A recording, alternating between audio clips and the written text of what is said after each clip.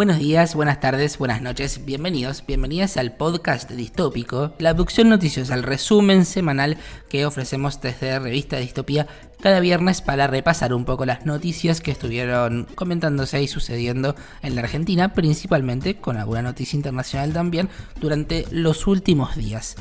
Esta semana tuvimos mucho Fondo Monetario Internacional, se está hablando mucho del acuerdo del gobierno con el fondo, pero también fue la semana del 24 de marzo, ¿no? Del Día Nacional de la Memoria por la Verdad y la Justicia. Hubo una marcha multitudinaria, hubo también un video muy provocador por parte del gobierno, así que vamos a estar comentando qué fue lo que pasó en esta jornada. Y también el gobierno nacional, en su sobregiro fascista, ordenó demoler un monumento que homenajea a Osvaldo Bayer en Río Gallegos. Esto es realmente preocupante, ¿no? Una vez más vemos al gobierno nacional persiguiendo ideas y qué ideas, además, persigue en este caso el gobierno. Así que vamos a desarrollar un poco cómo fue este tema y cuáles fueron sus repercusiones en la semana del 24 de marzo, También hubo un nuevo miércoles de golpear jubilados. Esto está naturalizado de una manera que a mí me parece realmente grave y realmente preocupante, pero si te parece lo vamos desarrollando a medida que pasa el podcast. Ya mismo empezamos y si te parece, si aceptas la invitación, puedes quedar hasta el final, porque este material se autodestruye muy pero muy rápido.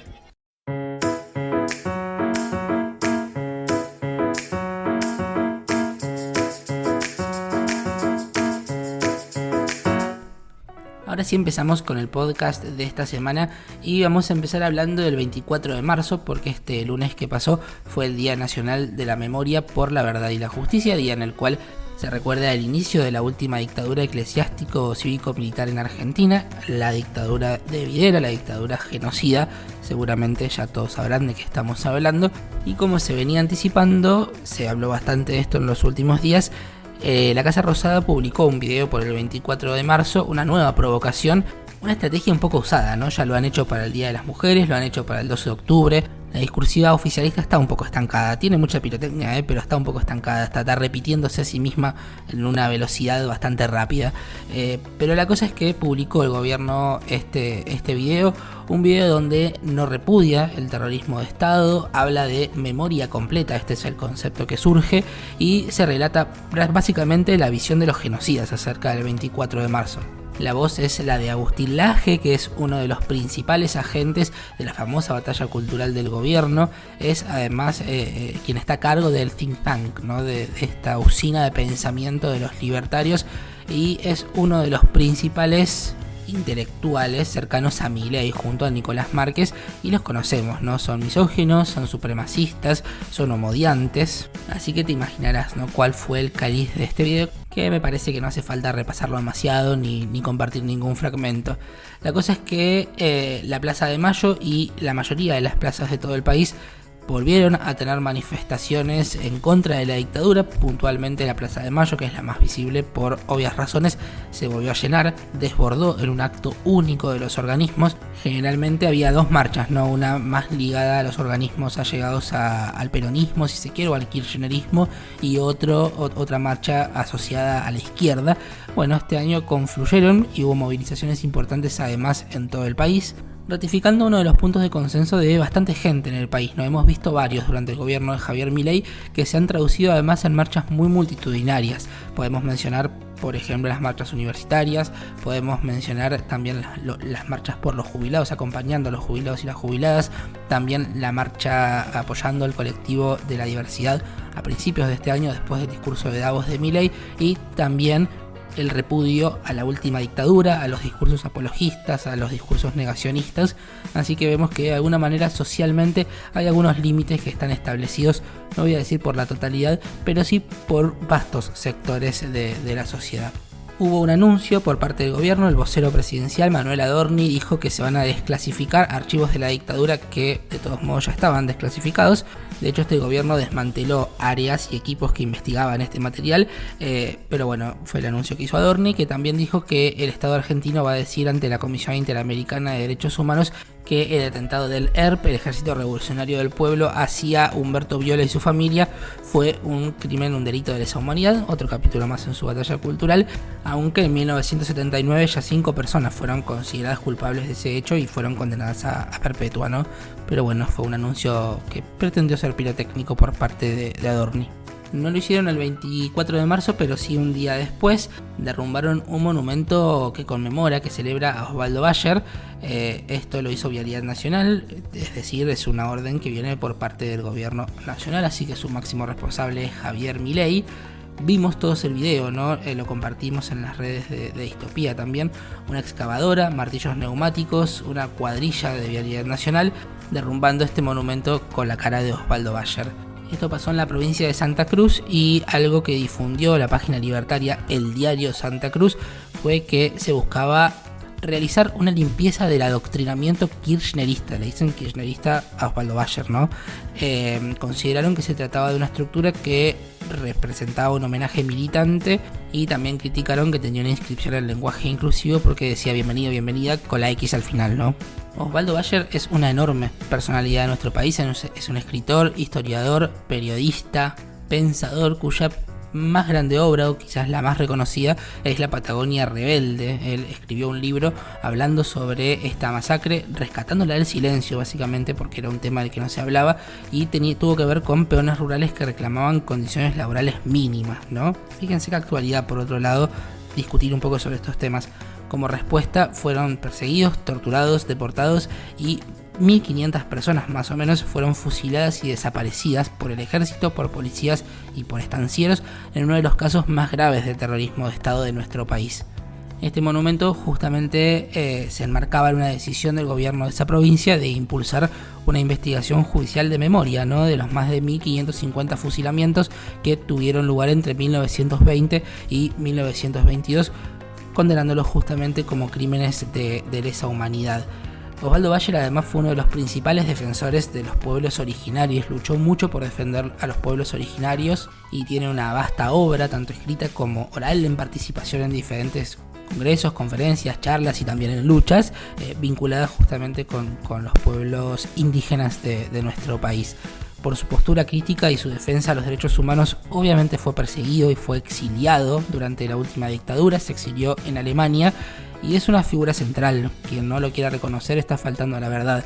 Es una figura central para la memoria histórica. Si quieren hablar de memoria completa, podemos hablar de memoria completa, y en ese lugar tiene un sitio sin dudas Osvaldo Bayer. Y derrumbando un monumento que lo homenajea, están en realidad atacando justamente los derechos de los trabajadores y las trabajadoras excluidas y explotados, los hechos de la Patagonia Rebelde que él denunció y contribuyó a hacer visibles, a los pueblos originarios, que ya sabemos que los quieren extinguir, y a todo un ideario con el que se puede o no estar de acuerdo, pero no se puede desconocer. Obviamente esta demolición fue muy pero muy repudiada por distintos sectores sociales y políticos. El intendente, por ejemplo, repudió, dijo que la base fue demolida y que la parte metálica quedó toda doblada. Desde la gobernación de Santa Cruz también repudiaron la acción de Vialidad Nacional, y hasta los trabajadores de Vialidad pidieron perdón por la destrucción del monumento Osvaldo Bayer. Los trabajadores, no la dependencia. Tenemos 2 audios para escuchar sobre este tema. Vamos a empezar con el intendente de Río Gallegos, Pablo Grasso, que esto decía.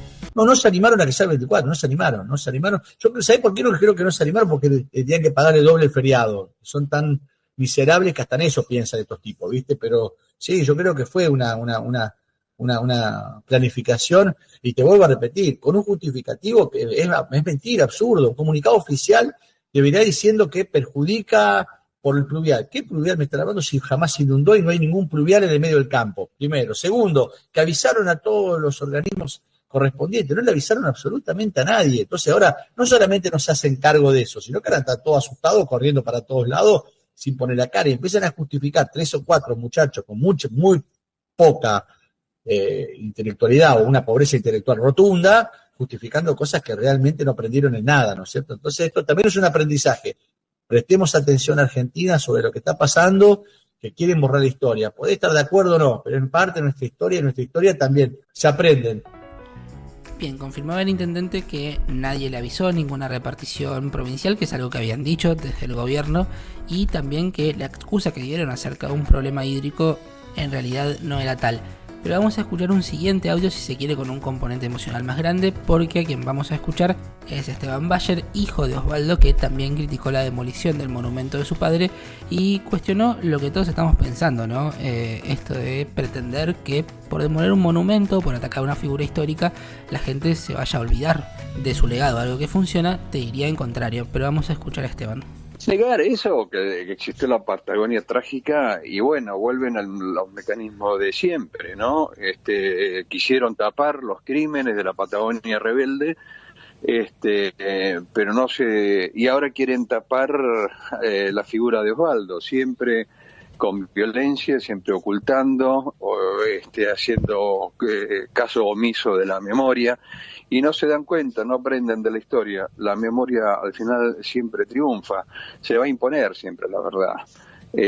No la pueden tapar ni con piedras, ni hacerla desaparecer, ni derribarla con topadoras. La verdad existe, y no la pueden parar. Por eso que esa hazaña contra Osvaldo, porque Osvaldo representa justamente todo lo contrario.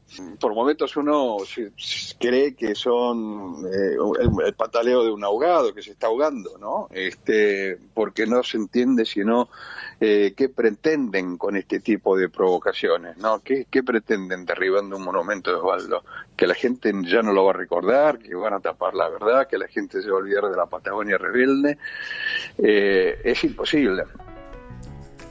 Bien, creo que todo dicho por el mismo hijo de Esteban Bayer. Realmente se despertó toda una valoración acerca de la figura de este historiador, periodista, luchador, también militante social, que fue Osvaldo. Vamos a tener una entrevista en Distopía muy pronto para hablar sobre su figura, para resaltar su relevancia. Pronto vamos a estar contando más, pero bueno, se viene una entrevista.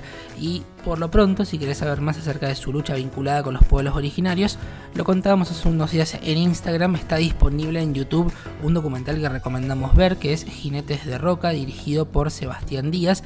Ahí se cuenta acerca de la campaña del desierto, es el cierre de una trilogía con otros dos documentales que también tocan este tema, que son Muralla Criolla y Cuatro Loncos.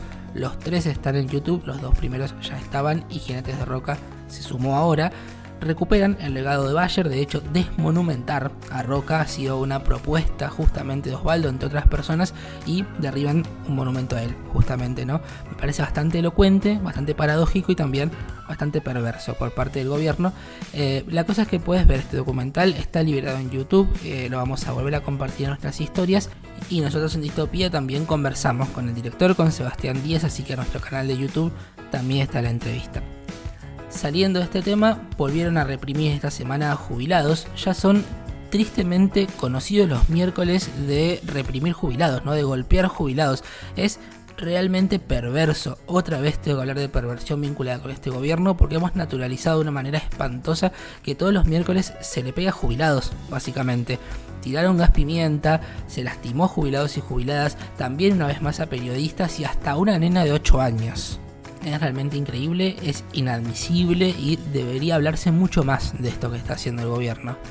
También vinculado con esto está mejorando la salud de Pablo Grillo, el fotoperiodista a quien le habían disparado en la movilización más resonante de apoyo a los jubilados. Le dispararon con un proyectil de gas pimienta, pero en una trayectoria que realmente pudo haberle causado la muerte, y su papá dijo que logró decirle hola viejo. Una profesora de fotoperiodismo que lo conoce mucho, que es Cora Gamarnik, publicó que, consultado por su nombre y por el motivo de su internación, escribió Pablo y abuelos, así que evidentemente está mejorando. Hay que ver cuáles son las secuelas de este ataque que sufrió, y seguramente en las siguientes semanas y en los próximos meses vamos a saber más al respecto, y ojalá podamos escuchar al propio Pablo. La familia por lo pronto se presentó como querellante en la causa. Bien, dicho esto, vamos a pasar al pequeño corte que habitualmente hacemos en la mitad de nuestro podcast distópico. En este momento yo habitualmente te recuerdo que estás en la abducción noticiosa de Revista Distopía, medio en el cual no solamente tenemos este podcast, sino también que tenemos un newsletter 1984, el ojo que todo lo ve, que sale miércoles por medio y llega por mail de manera gratuita a quienes estén suscriptos y suscriptas. Este miércoles que pasó hubo 1984 y hablamos un poco acerca de la discursiva de Milei y si se está agotando o no se está agotando. También tenemos entrevistas audiovisuales, como te decía recién, muy pronto vamos a hablar sobre Osvaldo Bayer con una persona muy calificada para hacerlo y vamos siempre tratando de encontrar las diferentes maneras de narrar este mundo que de repente está muy distópico y hemos visto en las últimas semanas incluso un poco surrealista también. Somos un medio totalmente independiente, nuestra principal y única fuente de financiamiento es el aporte de quienes creen en lo que hacemos, así que si está a tu alcance podés ayudarnos a crecer y a seguir haciendo esto que nos gusta hacer y que consideramos importante, y podés hacerlo mediante un aporte económico. En nuestras redes sociales vas a encontrar enlaces para poder aportarnos por única vez o para poder ser suscriptor o suscriptora mensual con el aporte que vos elijas. Ahora bien, si no querés hacernos un aporte o no podés hacernos un aporte económico, o si considerás que tu forma de colaborar es otra, nos viene también muy bien todo lo que tiene que ver con las alabanzas al dios algoritmo. Nosotros le decimos así a lo que es guardar publicaciones, compartir, comentar, sugerirle a personas que nos escuchen, nos vean y nos sigan. Todo eso en esta época de digitalidad obligatoria y de plegarias al algoritmo nos viene muy pero muy bien. Así que estas son las dos maneras que tenés para ayudar a Distopía a que siga creciendo y sobre todas las cosas a que podamos seguir construyendo un relato diferente e independiente acerca de esta realidad bastante distópica que nos toca atravesar. Y hablando de esta realidad distópica y del relato de esta realidad distópica, vamos con la noticia distópica esta semana. Hay un influencer que yo la verdad no conozco mucho, sé solamente que existe básicamente, que se llama Tomás Massa, que dio una entrevista por estos días y dijo que usa ChatGPT para hacer terapia. Lo escuchamos y después lo hablamos. A veces cuando no puedo dormir lo que hago es le mando un audio a ChatGPT para desahogarme todo lo que tengo en mi cabeza que me está pasando de 10 minutos y ahí me acuesto y me duermo. Hostia, qué bueno, a ChatGPT. ChatGPT me ayudó muchísimo, muchísimo. Si lo sabes usar, es increíble. Pero rollo a nivel emocional, ¿no? A nivel emocional, porque vos pensás que no es una persona, no es alguien que te quiere atrapar para que siga haciendo sesiones, como un psicólogo o un psiquiatra. Yo voy al psiquiatra igual. Sino que vos le mandás y te escucha y está muy bueno ChatGPT. A mí me ayudó mucho. Te responde, está muy zarpado ChatGPT. Que tiene ChatGPT que tiene videollamada también, puedes videollamar a ChatGPT. Obviamente que ChatGPT no tiene cara, pero te puede ver la cara, te puede ver que estás triste y te hace preguntas, puedes llamarla, puedes mandar audio, escribir. ¿ChatGPT es femenino o masculino? Yo nunca la mía se llama Luz. Luz, le puse un nombre. Ah, sí. Y yo uso ChatGPT hace más o menos un año. Bien, en principio esto me hizo acordar a otra noticia distópica que comentamos hace un tiempo, que era la aplicación sobre salud mental que le había vendido Connie Ansaldi, la periodista Connie Ansaldi, a la municipalidad de Trenquelauquen, si yo no recuerdo mal. Y esta cosa de que podemos solucionar problemas de salud mental con aplicaciones o con inteligencias artificiales, ¿no? En principio voy a destacar un par de cosas de esto que decía Tomás Massa. Decía, te responde. A él le hacía mucha ilusión que ChatGPT le respondiera. Creo que las personas también podemos responder, ¿no? Tampoco me voy a volver fundamentalista del humano, ¿no? Pero me parece que decir que la inteligencia artificial te responde deja la vara un poco baja al respecto. Leí hace unos días acerca de la tecnología y acerca de cómo está impactando las subjetividades, que se ha generado un nuevo tipo de soledad, ¿no? Porque estamos permanentemente interconectados, pero de repente esos vínculos o no son genuinos, o no son intensos, o son débiles. Y me parece que va un poco por ahí lo que le está pasando a este influencer. Justamente el vínculo entre salud mental y esta era del capitalismo tan extrema, tan acelerada, creo que es una vinculación que hay que reflexionar mucho, porque estamos en una era que es de catástrofes, que está muy mediada por la digitalidad, que es de extrema precarización de las condiciones de vida y también de las condiciones de trabajo, ¿no? Tenemos que trabajar cada vez más para tener menos. Entonces, de repente que existan problemas de salud mental, y parece un poco lógico respecto a las características de este tiempo que nos toca atravesar. Y en este sentido, decía Tomás Massa, y me parece que no percibe algo que es esencial que percibamos, que ChatGPT no es una persona que te quiere atrapar. Creo que él se refiere a que probablemente un terapeuta te quiera tener más sesiones para cobrarte más dinero por ese tratamiento. Bueno, ChatGPT es corporativo, lo crea una corporación que también genera lucros, genera ganancias, comercializa con tus datos todo eso que vos le estás contando a ChatGPT, y además lo hace a escala, no solamente a millones de personas, sino también a escala global, ¿no? Y muy corporativa. Todos esos datos ahora le pertenecen a una corporación. Entonces, ver inocencia en las nuevas tecnologías me parece que es un poco desatinado, ¿no? Porque si un terapeuta, según su teoría, quiere engancharte para cobrarte más sesiones, bueno, ¿qué hacen las corporaciones? Así que redondeando, esta noticia distópica tiene varios puntos para comentar y ha sido la elegida para esta semana. Volviendo a la información, alguien que no vuelve porque básicamente jamás se fue es el Fondo Monetario Internacional. Se estuvo hablando mucho del nuevo acuerdo del gobierno con el Fondo Monetario Internacional en términos económicos, también en términos políticos. Luis Caputo, el ministro de Economía, no termina de dar demasiadas precisiones acerca de este acuerdo. Esto hace que los mercados se enciendan, ¿no? Que caigan las acciones, que suba el dólar.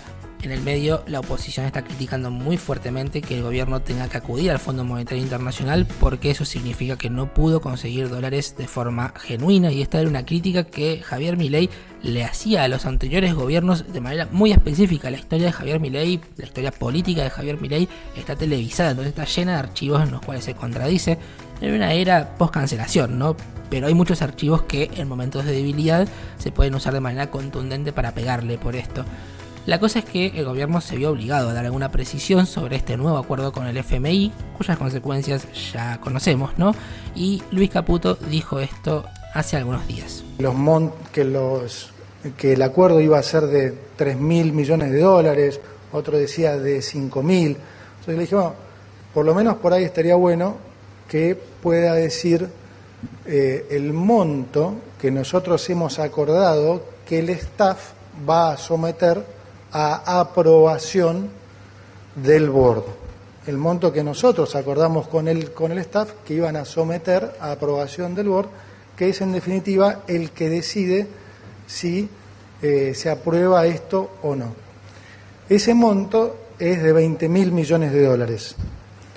Entonces, como ven, es muy superior al monto que se viene escuchando de algunas personas en particular. Bien, dijo el monto y hay algunas dudas ahora. En principio, si es un solo desembolso o si es en cuotas. El Fondo Monetario dijo que es en cuotas y habló de un paquete interesante, una expresión que me causó mucha risa. Y por otro lado, también queda la duda acerca de si son fondos de libre disponibilidad o si tienen alguna aplicación específica, por ejemplo, cancelar otras deudas con el Fondo Monetario Internacional. Todo esto todavía no se sabe, así que tenemos más desarrollo por delante acerca de este tema. Mientras tanto, la actividad económica subió un 6.5% interanual en enero del 2025 y un 0.6% respecto a diciembre. Tenemos que recordar, ¿no?, que enero del año pasado fue el mes post el gran ajuste y la gran devaluación de Javier Milei, ¿no? Así que estamos comparando contra ese momento. Algunos sectores están hablando de un salto inflacionario que no sería extremo como otros que hemos visto en Argentina, pero sí que los precios habrían despertado en algunos rubros. Vamos a ver cómo continúa esto.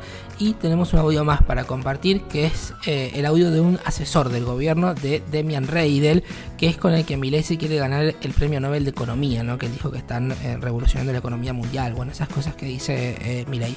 La cosa es que este hombre, que es el jefe de asesores del presidente, habló en un congreso en Buenos Aires y estaba defendiendo las ventajas para el desarrollo de inteligencias artificiales en Argentina, por ejemplo, los climas fríos en el sur y demás, y terminó diciendo básicamente que el problema de Argentina es que está poblada por argentinos. Está en inglés el audio, pero se entiende perfecto. Vamos a escucharlo.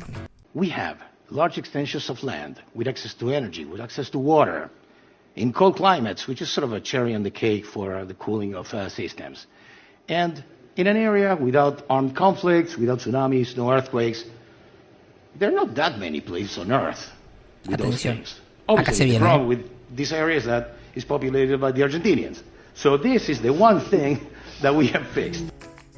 Y le causa risa. Esto ya había sido medio deslizado por Javier Milei en el famoso discurso del Foro de Davos. ¿Se acuerdan? El discurso que habló del pulpo. Unos que tienen mucha estima por la población del lugar que gobiernan. Bien, siguiendo en terreno económico, hubo actualización del salario docente. El salario mínimo docente pasó a ser de 500.000 pesos a partir de febrero. Es el nuevo monto correspondiente a un cargo de maestro de grado con jornada simple y sin antigüedad. Y la decisión fue tomada por decreto. No estuvieron de acuerdo los gremios. CETERA cuestionó la medida y aseguraron que se profundiza la precarización y la desigualdad en el sistema educativo. y creo que no hay mucho para explicar, ¿no? 500.000 pesos, muchas falacias alrededor del trabajo docente siempre hay acerca de su jornada, de sus vacaciones, de su salario, y esto ha sido transversal a todos los gobiernos.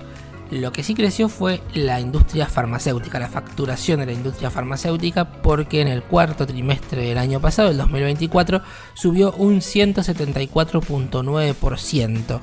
La inflación anual fue 117%, así que verás que hay casi un 60%, ¿no?, de diferencia entre lo que aumentaron los precios y la facturación de la industria farmacéutica. En cuanto a otros rubros de la industria, Argentina fue el país con mayor caída industrial del mundo en 2024. El país con mayor caída industrial del mundo, ¿eh? Estos datos surgen de un informe de Misión Productiva, una ONG que calculó en base a datos de la ONU y trabajó con una muestra de 79 países. En el caso argentino, la baja de la producción industrial fue de 9.4%, casi 10% de caída industrial. Desde esta organización destacaron que las principales causas de retroceso fueron la caída de la demanda interna, la pérdida del salario real y la contracción de actividades como la construcción. Pasamos a la política. Esta semana se volvió a hablar bastante acerca de Cristina porque el gobierno de Donald Trump en Estados Unidos sancionó a la expresidenta Cristina Fernández de Kirchner, aparentemente por corrupción. Este fue el argumento que se dio y se le prohibió el ingreso a Estados Unidos basado en la condena penal en Argentina, que todavía no está firme. La medida fue anunciada por un comunicado del secretario de Estado, de Marco Rubio, y alcanza también a sus hijos, a Máximo y a Florencia, y también al ex ministro de Planificación, Julio De Vido. Cristina Kirchner respondió en redes sociales y también en un discurso que dio el sábado en el Congreso Argentino de Educación, y entre las cosas que escribió en sus redes sociales, Cristina le dijo a Milei: che, economista experto en crecimiento con o sin dinero y en criptoestafas, ¿cómo te duele lo que te digo? No pudiste contenerte y saliste a postear enseguida dejando todos los dedos marcados que fue un pedido tuyo. A vos solito no te da la nafta, ni en economía ni en la política. Por eso salís a pedir ayuda al Fondo Monetario y a Trump. Se nota mucho, Milei. Bueno, Milei salió a responderle que estaba nerviosa y hizo alusión a algo que va a pasar este martes, porque en el marco de la causa vialidad, Cristina tiene hasta ese día para presentar el recurso ante la Corte apelando la sentencia en su contra y no ir a prisión, que en este caso sería domiciliaria por su edad, ¿no? La cosa fue que la Cámara de Casación rechazó el viernes pasado un recurso extraordinario contra su condena a 6 años de inhabilitación perpetua para ejercer cargos públicos. No había presentado hasta el momento de grabación de este podcast el recurso, pero no se descarta que lo pueda llegar a presentar a última hora. De todos modos, como cumplió 72 años y se confirmara la pena, iría a prisión domiciliaria, pero Cristina va a presentar este recurso, no creo que está más que claro. También hablando de procesos judiciales, tenemos que hablar de Bolsonaro porque el Tribunal Supremo de Brasil aceptó juzgar a Jair Bolsonaro por presuntamente participar de un intento de golpe de Estado en 2022. Según los magistrados, la prueba presentada por la Fiscalía es suficiente para tomar la denuncia, y Bolsonaro, por su parte, la contraversión que dio es que es una víctima. Dijo que fue víctima de un ataque jurídico a la democracia, usando con cierta ironía, ¿no?, lo que a él se le imputa, ¿no?, que es básicamente haber planificado un golpe de Estado. Hablemos de Fernando Espinosa, intendente de La Matanza. Él va a ser sometido a juicio oral y se lo investiga por presunto abuso sexual simple cometido contra su entonces secretaria. Lo que sucedió en estos últimos días fue que el juez Fernando Mario Caunedo desestimó el pedido de sobreseimiento y determinó el fin de la fase de instrucción para pasar a la elevación a juicio. La Fiscalía había pedido el sobreseimiento por falta de elementos de prueba que respalden la imputación, pero va a haber juicio oral. Una sobre parques nacionales. El gobierno nacional desreguló la prestación de servicios turísticos en los 39 parques nacionales del país. Con esta medida se eliminan los requisitos para poder ofrecer servicios turísticos en estas áreas protegidas, que son protegidas por su valor natural y cultural, no por la economía, básicamente. Desde el Ejecutivo argumentaron que la iniciativa va a multiplicar los proveedores y abaratar los costos para los turistas, o sea, más extractivismo turístico. Vamos llegando al final y nos vamos a poner bastante distópicos para el final hoy, porque hay varias noticias que son bastante llamativas. Por un lado, el gobierno celebró esta semana el Día del Niño por Nacer, el Día del Niño por Nacer. Obviamente esto tiene que ver con su postura provida, ¿no? Antiaborto, y en este sentido Victoria Villarruel encabezó una conferencia en contra de la interrupción voluntaria del embarazo en el Senado, así que este es el momento de Handmaid's Tale, el cuento de la criada del podcast. Y traje un audio que me llamó mucho la atención de esta jornada, en el cual habla el rector de la UCA, de la Universidad Católica Argentina, que es Miguel Schiavone. Él cuestionó de una manera muy rara la inclusión de la mujer en el mundo del trabajo. Vamos a escuchar cómo lo decía. Finalmente, la inserción laboral de la mujer parecería un éxito, y en realidad creo que es un fracaso hacernos trabajar día y noche. Esto es más o menos como incorporar a la mujer al tema de la práctica deportiva. ¿Qué hay detrás de todo esto? La venta de los botines que usaba la número 9, la venta de la vincha que usaba la número 11. Detrás de todo esto hay un gran comercio. Ahora, estos son factores generales, pero también hay factores morales, que por eso lo puse casi como una lágrima. Hay un hipertecnicismo, y la sociedad hipertecnicista necesita hiperconsumo. La gente necesita consumir permanentemente, o sea, se le obliga a consumir permanentemente. Y para consumir permanentemente yo no puedo tener un hijo, porque si tengo un hijo no voy a tener plata para ir al gimnasio, y si tengo un hijo no voy a tener el tiempo para juntarme con los amigos, porque voy a destinarle tiempo a otra persona. Y esto ha impregnado a la sociedad hoy por hoy.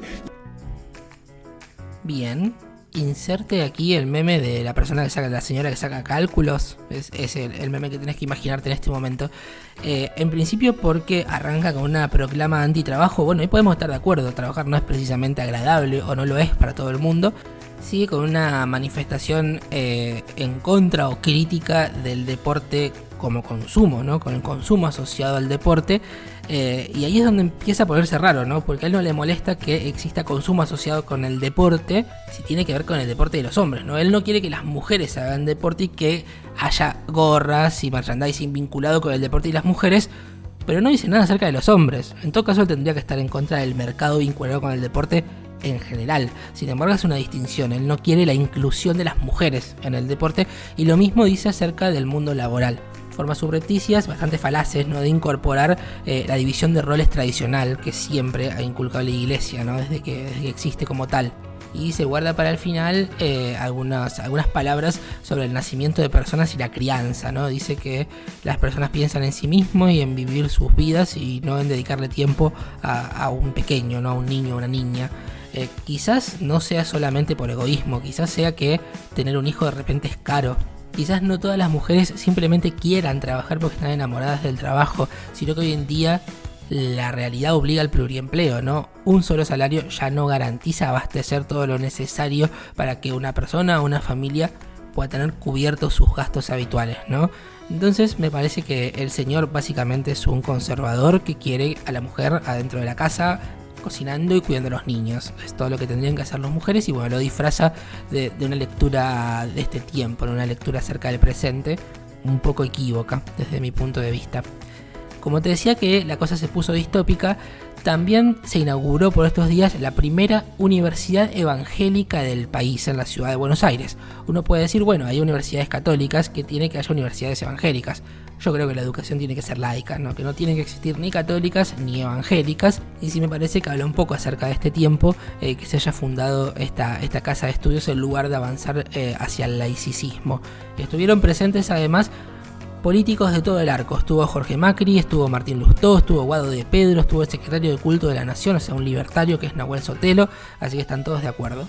Yendo a la parte ambiental de este podcast, hubo hoy viernes una intensa tormenta en Santa Fe, en una región de Santa Fe, en la región sur. Afectó varias localidades como Rosario, como Funes y como Roldán. El viento superó los 115 km por hora y hubo una notable caída de granizo con daños muy significativos, con inundaciones, con evacuaciones, realmente una catástrofe. No sé si vieron también que hubo un terremoto en Bangkok, en China, que hizo que se derrumbara, por ejemplo, un edificio muy pero muy alto. Desaparece en segundos, es realmente muy impactante ese video. Y también, un momento que todas las semanas lo estamos teniendo, hubo en estos días 2 nuevos sismos en Vaca Muerta. En 24 horas hubo 2 sismos de repente. El primero fue a las 20:17 del martes, tuvo una magnitud de 2.5 y 5 kilómetros de profundidad, y el segundo fue el miércoles a las 00:58 con magnitud de 2.5 y fue a 6 kilómetros de profundidad. pero el problema de Argentina somos los argentinos, ¿no? Bien, de esta manera llegamos al final del podcast distópico de esta semana. Si llegaste hasta acá, te agradezco mucho. No te olvides de las alabanzas al dios algoritmo, que nos vienen muy bien. Mi nombre es Lautaro Peñaflor Zangara. Te agradezco muchísimo por haberme acompañado y nos encontramos el próximo viernes en una nueva abducción noticiosa. Buen fin de semana.